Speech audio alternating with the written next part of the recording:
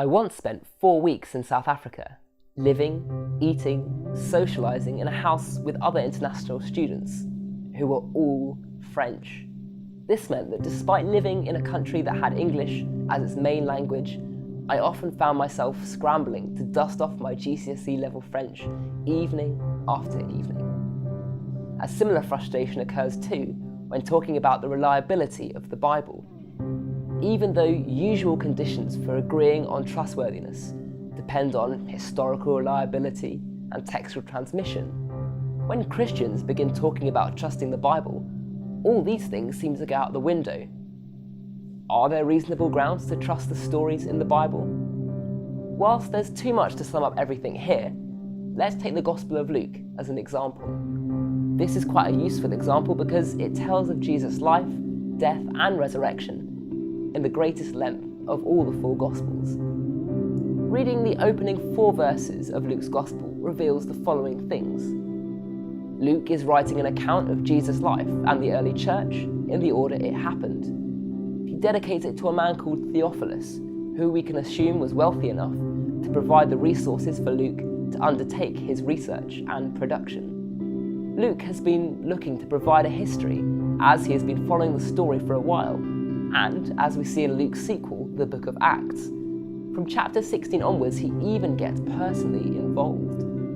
In order to produce the best account, Luke says that he cross-references the story he knows with that of eyewitnesses and also of the apostles and disciples who Jesus originally passed down the teaching to. If everything Luke sets out to achieve is true, what should we expect? First of all, we would expect some evidence that other Christians knew the teachings too, word for word. We would want other early Christians to reference Luke's Gospel explicitly.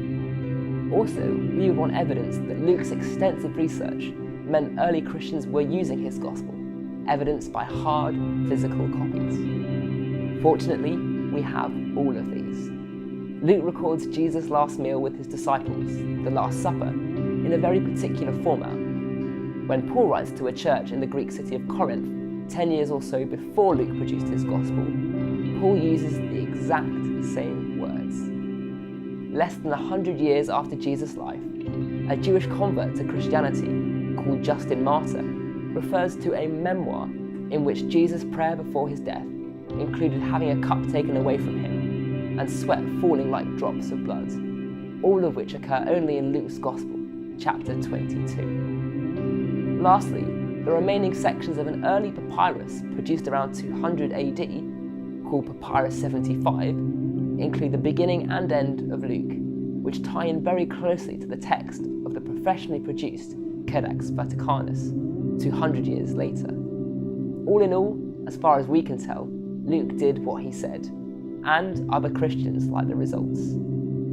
Each of the accounts of Jesus' life, and all the other books contained in the Bible, have a rich, incredible history of ancient documents that have been recorded in vast numbers over every century for at least 17 centuries.